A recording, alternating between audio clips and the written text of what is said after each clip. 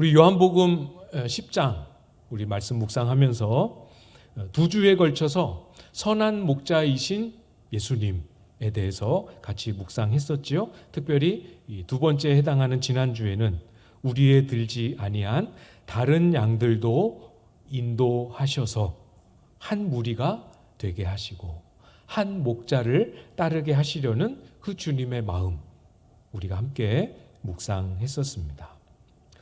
본격적으로 양의 비유, 목자의 비유로 말씀하시는 그 흐름은 벗어나 있는 것 같아 보이지만 사실 이 누가 양인가, 어떤 사람이 목자이신 예수님을 따르는 양이라 할 수 있는가 하는 이 큰 맥락은 안 벗어나고 계십니다. 그래서 그 흐름에 이어서 여전히 어떤 사람이 양인가, 누가 예수님을 따르는 양인가 하는 이 부분을 계속 이어서 우리가 같이 묵상해 보려고 합니다. 22절 말씀을 보시면 예루살렘의 수전절이 이르니 때는 겨울이라. 수전절이라는 절기가 시작되었다, 이렇게 기록합니다. 조금 낯선 절기죠. 구약에 명하였던 그 절기와는 다른 이스라엘 사람들이 자체적으로 만들어낸 절기입니다. 잠깐 설명을 좀 드릴게요. 예수님이 공생의 사역을 하고 계시는 그 때를 기준으로 해서 약 한 190여 년쯤 전에 이스라엘은 이방 나라의 침략을 받았습니다. 침략만 받은 게 아니고 그것으로 인해서 예루살렘 성전이 유린당하는 굉장히 아픈 경험을 겪게 돼요. 예루살렘 성전에 그 침략한 시리아를 지배했던 그 제국의 황제가 예루살렘 성전에 제우스 신상을 세우고 이스라엘 사람들이 그렇게 부정하다 믿고 여기는 돼지를 제물로 그 제단에 바치게 하는, 정말 아주 노골적으로 이스라엘을 능욕하기로 작정한 거죠. 그런 아픈 경험이 있었습니다. 강제로 이방 제사를 강요하고 여기에 참다 못해 이 분노한 유대인들이 혁명을 일으키게 됩니다. 혹시 들어보신 적 있으신지 모르겠습니다. 마카비 혁명이라는 혁명이 유대 역사 안에 일어나게 되죠. 이 마카비라는 사람이 전쟁을 일으키고 수많은 내전 또 게릴라전 끝에 예루살렘 성전을 다시 되찾아옵니다. 다 원래 성경에 명령한 대로 부술 것은 다 부숴 없애고 정돈할 것은 정돈하고 정결하게 할 것은 다 정결하게 합니다. 그리고 얼마 지나지 않아서 이 마카비라는 사람은 또 다른 전쟁 중에 전사하게 되지만 그와 함께 했던 형제들이 결국은 이스라엘을 독립하고 이스라엘 자체의 왕조를 세우는 이 일을 마무리 짓게 되지요. 이때 잃어버린 성전을 되찾아서 꺼졌던 그 성전의 촛대에 다시 불을 지폈다, 이런 의미를 살려서 수전절이라는 절기를 정하고 지금도 이 수전절을 지키는 유대인들은 가정마다 촛불을 밝히는 그런 방식으로 절기를 지킨다고 합니다. 이 유대인들이 지켜왔던 수전절이라는 이 전통, 그리고 수전절마다 우리는 겨울이 오면 이제 날이 차가워지고 곳곳에서 조금씩 반짝반짝하는 불빛도 보이고 성탄절 찬양도 들리고 하면서 성탄의 계절, 이렇게 겨울, 이렇게 가깝지만 이 유대인들에게는 겨울이 다가오고 날씨가 차가워지고 비가 많이 내리기 시작하면 수전절의 계절, 과거 우리의 선조들의 혁명이 일어났던 계절, 이렇게 여겨지는 그런 분위기입니다. 그래서 22절에 수전절과 겨울을 말씀하신 거죠.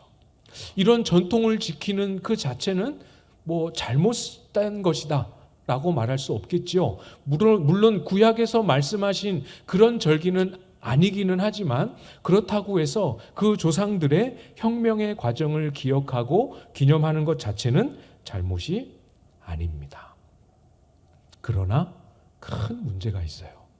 어떤 문제냐면 이 수전절의 전통에 대한 이것을 기억하고 기념하는 마음은 좋지만 그 전통과 그 혁명을 재현하기를 원하는 열망이 너무 크다 보니까 구약에 예언되어 있었던 그 메시아 그리스도에 대한 잘못된 이해가 점점 더 심화시켜지는 그런 잘못된 경향이 생겨납니다. 이것이 수전절 또 마카비 혁명 이 전통 안에서 더 심화되었던 거예요. 그래서 예수님께서 그리스도이심을 보여주어도 자기들이 생각하는 메시아 그리스도에 대한 그림이 너무 분명하기 때문에 전쟁을 일으키고 혁명을 이루어져야 될 메시아라는 그 그림이 너무 명확하기 때문에 진짜 눈앞에 있는 메시아를 메시아로 받아들이지 못하게 됩니다. 심지어는 예수님이 그리스도이심을 깨닫고 알고 믿게 되어도 그 구체적인 내용 속에서는 곧 이스라엘을 독립시킬 군사 봉기를 일으키실 분으로 생각하고 믿고 오해하게 되는 그런 일들이 이스라엘 역사 안에 많이 일어나게 되죠. 그래서 그 소망을 가지는 겨울철 수전절 절기를 지키는 유대인들의 마음이 혁명을 기다리는 마음도 있지만 아무것도 이루어지지 못한 아쉬움과 슬픔 속에 이렇게 젖어 있는데 솔로몬 행각을 예수님이 이렇게 거니는 모습을 보자 유대인들의 마음에 분노가 결국 촉발되게 됩니다. 24절이지요. 유대인들이 애워싸고 이르되 당신이 언제까지나 우리 마음을 의혹하게 하려 하나이까 그리스도이면 밝히 말씀하소서 하니. 굉장히 공격적인 상황입니다. 딱 예수님이 딴 데 못 가시도록 딱 둘러쌌습니다. 여기는 제가 점잖은 어투로 기록되어 있고 점잖은 어투로 읽었지만 막 고성을 지르고 삿대질을 하면서 막 그렇게 격앙된 어조로 예수님을 향해서 말을 했겠지요. 많은 군중들의 눈에 예수님을 이렇게 보니까 성경에 예언되어 있는 메시아 그리스도가 맞는 것 같아 보이는 그렇게 여겨질 만한 그렇게 비춰질 만한 행동들은 너무너무 많이 하시는데 아무리 봐도 이 예수님이라는 이분이 아무리 봐도 전쟁에는 관심이 없습니다. 전쟁 준비하지 않습니다. 싸움에 대한 기술이나 이런 실력을 가질 만한 분으로 여겨지지 않습니다. 기대하는 전쟁은 준비 안 하시고 하시는 말씀마다 꼭 유대인들의 신앙 전통을 도전하시고 비판하시고 지적하시고 불편하게 하는 일들은 많이 하십니다. 유대인들이 수전절에 이 겨울철에 예수님을 향해 분노를 폭발시켰던 그 배경, 의미, 그들의 심정 어떤 건지 이해하실 수 있으시겠지요? 당신은 그리스도라는 것처럼 이런 표현을 써서 죄송합니다만 유대인의 입장입니다. 당신은 그리스도처럼 보이도록 그렇게 행세를 하면서 왜 전쟁 준비 안 합니까? 왜 군사들을 모으지 않습니까? 왜 로마가 우리를 이렇게 압제하는데 가만히 보고만 있습니까? 우리가 그렇게 오랜 세월 동안 기도하고 기다려왔는데 메시아라면 그리스도라면 빨리 군사를 모으고 하루라도 빨리 이 전쟁을 일으키면 우리도 참여할 텐데 왜 가만히 계시고 왜 우리를 헷갈리게 하십니까? 놀랍지 않습니까, 여러분? 저는 어떻게 이렇게까지 갈 수 있을까 이런 생각을 묵상하면서 참 많이 했습니다. 왜냐하면 예수님도 구약 성경도 단 한 번도 이스라엘을 향하여 너희를 지배하는 강대국으로부터 제국으로부터 너희를 독립시켜주고 해방시켜줄 것이다 라는 약속은 어디에도 단 한 번도 없었습니다. 구약의 어디에도 메시아가 오면 칼을 들고 너희를 불러서 너희를 고통스럽게 하는 대적들과 싸워 승리를 하고 혁명을 일으키고 이스라엘에게 독립국가의 지위를 안겨다 줄 것이다. 어디에도 예언된 적이 없었어요. 없는데 어디에도 그런 약속은 없는데 마치 하나님이 그렇게 직접적으로 약속하신 것처럼 그렇게 기대하고 그렇게 주장하고 그렇게 되지 않는 것에 대해서 분노하고 있는 모습이지요. 사랑하는 여러분,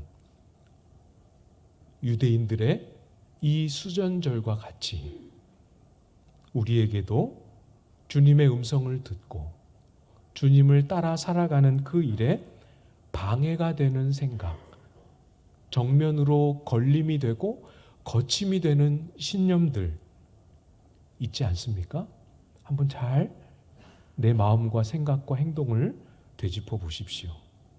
양인데, 양이시잖아요, 여기 계신 분들 다. 그런데 마치 어느 삶의 순간을 딱 들여다보면 양 아닌 것처럼 주님의 음성을 못 알아듣게 하고 주님의 말씀이어도 자꾸 쳐내고 싶게 만들고 주님을 따르는 삶에서 자꾸 주저하거나 멈추고 뒤돌아서게 하는 그런 잘못된 신념, 생각, 경험, 가치관, 소위 신앙관 있을 수 있지요? 분명히 있을 수 있습니다. 저도 이 말씀을 묵상하면서 들킨 것처럼 딱 생각났던 한 사건이라기보다 저의 마음이 이렇게 떠올랐습니다. 언젠가 한번 제가 서울에서 경북 군위까지 이렇게 왔다 갔다 하면서 4년을 부교육자로 섬겼던 시절을 언급해드린 적이 있었죠? 네. 버스 타고 긴 시간을 왔다 갔다 하면서 가까운 데서 편하게 할 수 있는 사역도 있지만 그렇게 멀리까지 이렇게 하면서 그 교회 교인분들도 많이 고마워하시고 대표기도 할 때마다 꼭 우리 부목사님 먼 길 오고 가는데 이렇게 하시면서 많이 귀하게 여겨주셨죠. 그런데 그게 뭐라고? 그 버스 오래 타는 게 그게 뭐라고? 그게 어느 시점을 지나고 나니까 제 마음에 의가 되는 겁니다. 의. 그래서 3년이 지나고 이제 마무리할 때가 가까워 올 그 무렵이 되니까 마음에 이렇게 스물스물 원망과 불평과 분노의 마음이 이렇게 차오르기 시작하는 거예요. 하나님, 제가 부르심만 생각하고 이렇게 열심히 다른 거 뒤도 안 돌아보고 이렇게 저는 그렇게 생각했어요. 이렇게 충성스럽게 열심히 사역했는데 남는 게 뭡니까? 정말 남는 게 없는 것 같아 보이니까 너무 속상하고 화가 나는 거예요. 남은 게 있죠. 빚은 막 이렇게 늘어나더라고요. 이거 말고 남는 게 뭡니까? 왜 저한테 이렇게 하십니까? 막 화가 났었습니다. 그때 당시에 오래 시간을 끌지 않으시고 하나님이 이렇게 마음을 만져주셨어요. 네가 잃었다고 생각하는 그것을 다 돈으로 주고 해도 얻을 수 없는 것들을 네가 얻었다라고 고백하지 않았니? 그렇게 말씀하시는 것 같더라고요. 그래서 돌아보니까 정말 많은 은혜를 제가 누린 게 사실이거든요. 그러면서 이렇게 마음이 싹 누그러지게 되었습니다. 정말 그랬어요. 그때 그 시간들을 통해서 지금도 제 멘토처럼 이렇게 챙겨주시는 존경하는 목사님을 얻게 되었죠. 그때 정말 어디서도 들을 수 없는 귀한 가르침, 훈련, 배움 정말 많이 얻었습니다. 그때가 아니었으면 오늘의 저는 아마 없지 않았을까. 그때 그 목사님이 회의 때, 교육자 회의 때 또 뭐 이런저런 시간에 식사하는 자리에서 들려주셨던 그냥 이렇게 대화인데 그 대화가 예사롭게 지날 수 없는 가르침들이 많이 들어있었거든요. 다 메모해 놓은 게 아직도 있습니다. 그 은혜를 이렇게 생각나게 하시면서 마음이 많이 누그러지더라고요. 그런데 이 말씀을 왜 드리냐면 다 누그러졌는데 왜 이 말씀을 드리냐면 그때 그 마지막 무렵에 제가 품었던 그 마음을 다시 생각나게 하셨습니다. 그리고 새로운 차원에서 다시 깨닫게 해주신 게 있었어요. 그게 뭐냐면 주님이 나에게 또 성경을 통해서 무엇을 약속하셨고 무엇을 약속 안 하셨는지 무엇을 말씀하셨고 무엇은 말씀하신 적이 없으신지를 명확하게 보여주셨습니다. 제가 목회자로 처음 부름을 받는 그 순간부터 거짓말처럼 하나님은 늘 저에게 같이 있을 거다, 함께 할 거다라고 약속하셨습니다. 이거는 분명하게 약속하셨지만 열심히 사역하면 너에게 뭘 줄게 이렇게는 약속하신 적이 없었어요. 이것을 이 본문을 묵상하면서 처음 제 마음에 깨닫고 정돈하게 되었습니다. 열심히 사역하면 그 다음 사역지로 좋은 사역지를 열어주시는구나 이렇게 약속하신 적 없었구나. 열심히 사역하고 충성스럽게 사역하면 앞길이 쫙쫙 열리고, 열심히 사역하면 재정이 넉넉해지고, 열심히 사역하면 자녀들도 잘 자라고, 열심히 사역하면 가정이 평안해지고, 이런 약속은 단 한 번도 하신 적 없고, 그런 방식으로 저에게 신앙을 가르쳐 주신 적도 없었구나 하는 것을 깨닫게 되었습니다. 정말 그때 생각이 나면서 부끄럽고 참 민망한 마음을 많이 갖게 되었습니다. 여러분에게는 그런 경험이 혹시 없으십니까? 그렇게 말씀하신 적 없고 성경에 약속하신 적도 없는데 말씀하신 것처럼 쫙 붙잡고 앉으시면 서운하고, 명확하게 말씀하셨는데 그 말씀하신 것은 자꾸 뒷전으로 밀쳐놓고 붙잡지 않으려고 하는 그런 모습, 저에게도 있었고 오늘 본문의 유대인들에게도 보이는 그런 모습, 여러분에게는 혹시 없으십니까? 25절에 예수님께서 대답하시는 이 말씀을 한번 보십시오. 예수께서 대답하시되 내가 너희에게 말하였으되 믿지 아니하는도다. 내가 내 아버지의 이름으로 행하는 일들이 나를 증거하는 것이오늘. 수전절에 대해서는 말씀드렸죠? 성경에 명령하신 절기가 아닙니다. 말씀하신 적 없는데도 잘 붙듭니다. 그러나 예수께서 말씀하신 것에 대해서는 듣지도 않고 믿으려고 하지도 않습니다. 예수님께서 아버지의 이름으로 행하시는 일, 아버지의 뜻을 따라 구약에 예언된 것을 성취하셨던 그 일들을 행하실 때에는 그것을 보고도 들으려고 믿으려고 하지 않고 그들이 마음속에 품고 있는 그 일만을 기다리고 요구하는 모습이지요. 여러분 잘 보십시오. 유대인들이 믿지 않는다 또는 듣지 않는다, 이것은 결과입니다. 결과.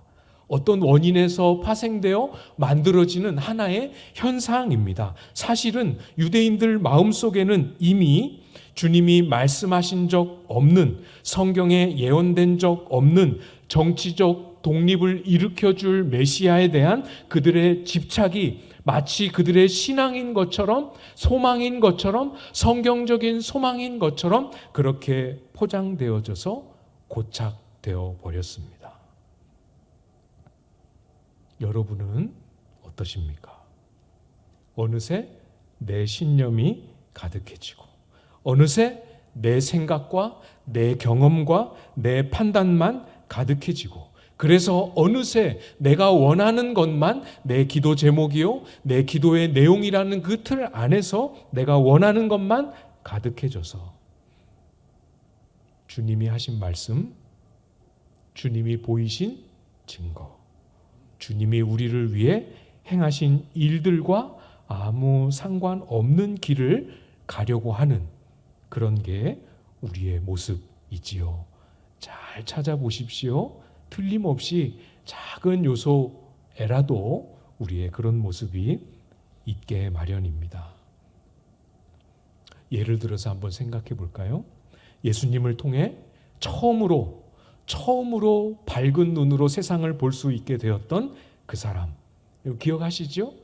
나면서부터 시력을 잃었다가 예수님을 만나고 시력을 얻게 된 이 사람을 예로 생각해 보십시오. 이 사람도 똑같은 유대인입니다. 똑같은 유대 문화와 유대 종교와 유대 전통 아래에서 성장한 사람입니다. 이 사람도 수전절을 알았고 자기가 한계가 있기 때문에 능동적으로 행동을 할 수는 없었을지 몰라도 수전절의 전통을 지키고 수전절에 담겨 있는 이스라엘을 정치적으로 독립시켜줄 메시아에 대한 소망과 기다림을 가지고 있었던 유대인 중에 한 사람입니다.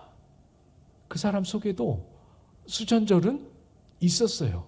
그러나 이 사람이 예수님으로 인하여 눈을 뜨게 된 이후에, 예수님으로 인하여 하나님 나라에 들어가게 된 이후에는 달라졌지요. 틀림없이 변화가 일어났습니다. 더 이상 이 수전절에서 만들어지고 이 수전절의 전통에서 생겨난 이 소망은 더 이상 이 사람의 소망이 될 수 없었습니다. 정치적인 독립과는 견줄 수 없는, 크고 비교할 수 없을 만큼 강하고 능한 하나님 나라를 이미 소유하고 만났지요.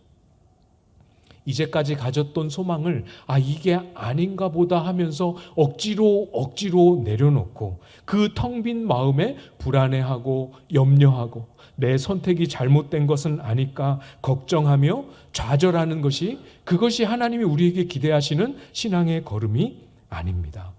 기독교 신앙은 우리가 이제까지 아무리 좋은 것으로 여겼다 하더라도 우리가 이제까지 품어왔던 소망, 우리가 이제까지 비전이라는 이름으로 가져왔던 것, 이제까지 우리가 인생의 목표라고 품고 가져왔던 그 모든 것들보다 더 크고 더 능하시고 더 강하신 하나님 나라를 소유하고 그 나라를 살아가는 것, 이것이 기독교 신앙이지요.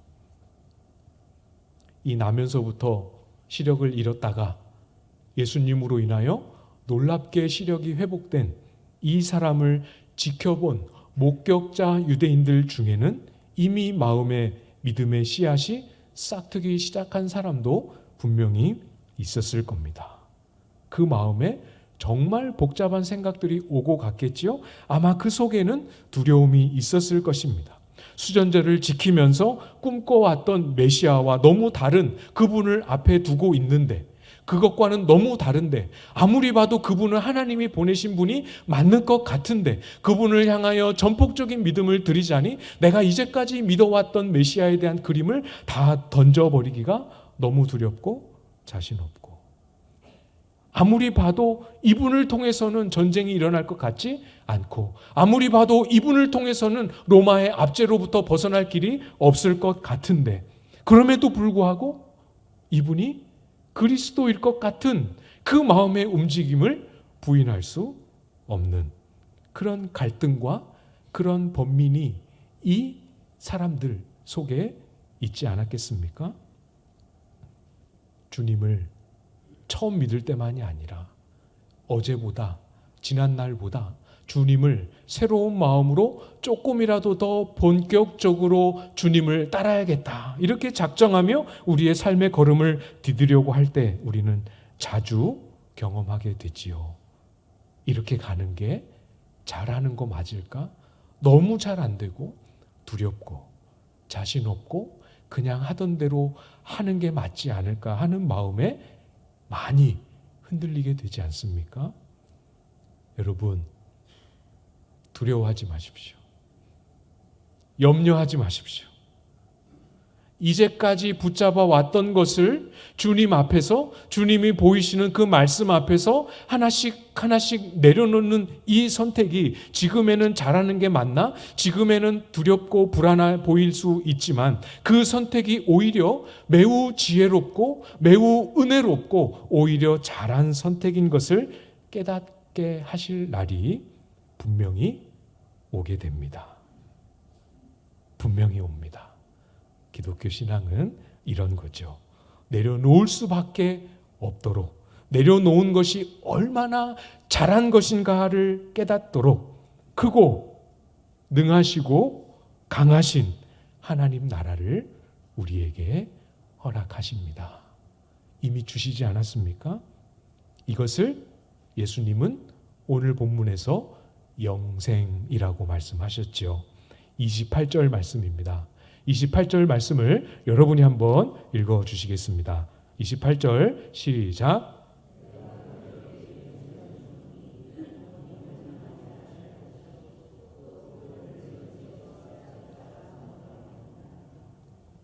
아멘. 영생을 주십니다. 잘 보십시오. 영생을 주시는데 예수님을 처음 믿고 영접할 때 아주 아득한 과거에 한 번 주신 것으로 끝나서 10년, 20년, 30년 예수님을 믿고 보니까 그때 받았던 그 영생의 흔적과 기억은 너무 아득하고, 그래서 지금은 영생이 있나 없나 싶을 만큼 희미한 모습으로 살아가는 것, 그거 아닙니다. 언젠가 될지 모르는 먼 미래에 주실 것이다 라고 약속만 하시고 지금은 아무 흔적도 아무 열매도 없어서 마치 없는 것처럼 그렇게 줄이고 목마른 채로 살아가는 것, 그것도 아닙니다. 오늘 본문에 예수님은 지금 영생을 주신다 이렇게 말씀하셨습니다. 현재 시제입니다. 지금 주십니다. 우리는 이미 양의 문이라고 말씀하신 이 비유를 통해 확인하지 않았습니까? 한 번 주시는 사건이 아니라 들어가고 나가며 꼴을 얻는 것처럼 양으로 생명을 얻게 하고, 얻은 것으로 끝나는 것이 아니라 그 생명을 더 풍성하게 얻게 하기를 원하신다라는 말씀 우리는 이미 확인했지요. 날마다 식사하듯이 짐승도 들어가며 나가며 그 꼴을 얻듯이 우리는 그리스도 안에서 이 영원한 생명을 소유하고 이 영원한 생명을 날마다 우리의 삶 속에서 확인하고 누리고 그것으로 인한 열매를 맛보고 그것을 증거하며 자랑하는 삶을 허락하셨습니다. 많은 유대인들이 이 수전절에서 그려진 메시아 전통을 내려놓지 못하고 붙잡고 고집하는 한 그들은 점점 메말라 갈 것입니다. 아무리 열심해도 아무리 열심히 소망을 가지고 기도해도 그 길 위에서는 메말라 갈 수밖에 없습니다. 생명력을 점점 잃어갈 것입니다. 소망이 있지만 소망이 다가오지 않음으로 인하여 그들의 마음에는 큰 공허함을 아는 채로 살아갈 수밖에 없을 것입니다. 그러나 여러분, 우리가 이미 보았던 나면서부터 시력을 잃었던 그 사람은 어떻습니까? 어쩌면 그에게도 잠깐의 순간에는 수전절의 메시아를 포기하는 것에 대한 두려움이나 갈등이나 염려가 있었을지도 모릅니다. 그러나 예수님을 마주하여 딱 서서 내가 그라 하시는 그 말씀 앞에서 엎드려 절하고 내가 믿나이다, 주님 앞에 믿음을 고백하였을 그 순간만큼은 이제까지 품어왔던 자기 소망, 이제까지 가져왔던 자기 방식, 그 모든 것을 다 버려도 조금도 두렵지 않고 아깝지 않을 만큼의 영생의 충만한 은혜를 이 사람은 누렸겠지요. 예수님을 만나 치유를 받았던 복음서의 많은 환자였던 사람들이 몸의 병이 나은 그 기적에 멈추지 않고 주님께서 내 믿음이 너를 구원하였으니 평안히 가라, 이 말씀을 들었을 때 몸도 나았지만 이 말씀을 들음으로 인하여 이 예수님의 선포로 인하여 그 사람 속에 주어진 영생, 이것을 깨닫고 발견하고 여기서 풍성한 감격을 얻은 채로 그의 삶으로 돌아갈 수 있지 않았겠습니까? 이게 복음이지요. 이게 생명이고 이게 저와 여러분에게 허락되신 하나님이 베푸신 은혜의 핵심입니다. 사랑하는 여러분 모두에게 허락된 성도의 특권이자 성도의 권세입니다. 기억하십시오. 여러분 중에 단 한 사람도 그 은혜에서 소외되거나 예외될 사람은 한 사람도 없습니다. 우리는 모두 그리스도의 음성을 듣고 이미 듣고 있고 그를 따르는 양입니다. 믿으시죠? 그 양들에게는 어떤 것도 빼앗을 수 없는, 그 누구에게도 빼앗기지 아니하는 이 영생이 이미 주어져 있고 계속해서 부어지고 있음을 말씀하신 이 주님의 말씀, 마음에 잊지 말고 꼭 간직하시고 붙잡으실 수 있기를 바랍니다. 우리는 이런 사람들입니다. 여러분은 그런 사람들입니다. 만물보다 크신 하나님 아버지의 손에 이 영원한 생명에 붙들려서 절대로 무슨 일이 있어도 잃어버려지지 않는 이 생명으로 인한 영원히 놓쳐지지 않는 하나님의 크신 손으로 인한 평안과 안식과 담대함 가운데 살아가는 삶, 여러분 모두의 것이 될 수 있기를 주님의 이름으로 축복합니다.